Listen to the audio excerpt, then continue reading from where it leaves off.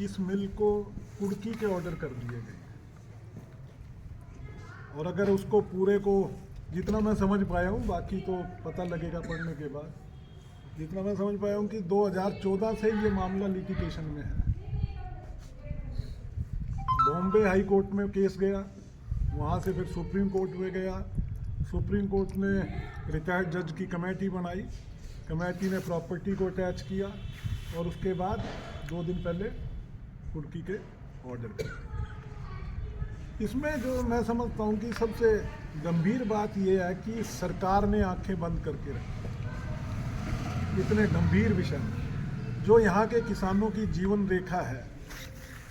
जिस sugar mill के बारे में बार बार मुद्दे उठते रहे हैं, सरकार की देखरेख में पिछले कुछ अरसे से ये चल रही थी, कुछ समय से, और जहाँ तक मुझे पता चला है कि एसडीएम मैडम ने अगस्त में ही, यहाँ सितंबर में सरकार को चिट्ठी भी लिखी हुई है इसके बारे में। उसके बावजूद भी सरकार इसमें ना तो पार्टी बनी, ना किसानों को बताया गया। अगर आज हम इसकी बात करें तो इसमें जो एरिया जुड़ता है, नारायणगढ़ है, पंचकुला का एरिया है, साहा है, सडोरा का एरिया है, इवन पंजाब का भी कुछ एरिया इसमें इस मिल से जुड़ा हुआ है। और अगर संख्या गिने किसानों की तो लगभग 7,000 के करीब किसान इस मिल के साथ जुड़े हुए हैं। और सैकड़ों करोड़ रुपया, अगर आप पेमेंट की बात करें तो सैकड़ों करोड़ रुपया आज के दिन बकाया है किसानों का इस मिल की तरफ। किसकी जिम्मेदारी है? आज 2 दिन हो गए, सरकार ने इसके ऊपर कोई भी बयान नहीं दिया। मेरे पास किसानों के फ़ोन आ रहे हैं, वो कह रहे हैं कि हमारा क्या होगा।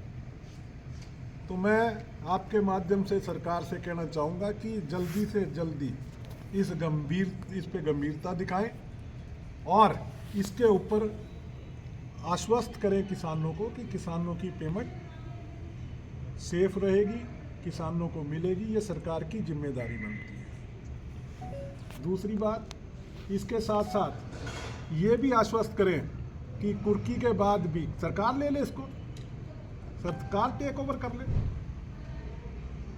अब तो कर सकती है, अब तो कोर्ट के ऑर्डर है, अब तो सरकार इसमें दखलंदाजी दे के इसको टेक ओवर करे, फैसला करे जैसे भी जो पार्टी है वो, और किसानों के हित के लिए इसको सरकार खुद चलाए।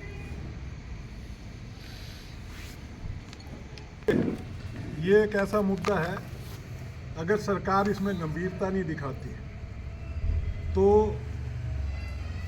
पार्टी भी और हम सब नारायणगढ़ के साथी किसानों के साथ मिलकर यहाँ पे संघर्ष करेंगे। और कांग्रेस की सरकार बनते ही पहली मांग मेरी ये होगी कि इस शुगर मिल को सही तरीके से, सही व्यवस्था से इसको चलाया जाए। सरकारी बनाने की बात करेंगे? हाँ, बिल्कुल।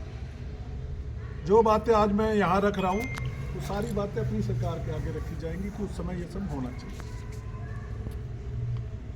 क्यों नहीं करेगी सर? देखिए, नियत की बात है, सरकार की नियत होनी चाहिए। यहाँ तो सरकार ने इसको ऐसे किया जैसे आंखें बंद कर रखी हों जानबूझ के।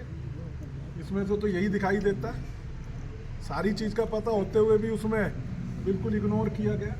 पार्टी बनना था, किसानों का पहलू तो वहाँ पे रखना चाहिए था कोर्ट के अंदर।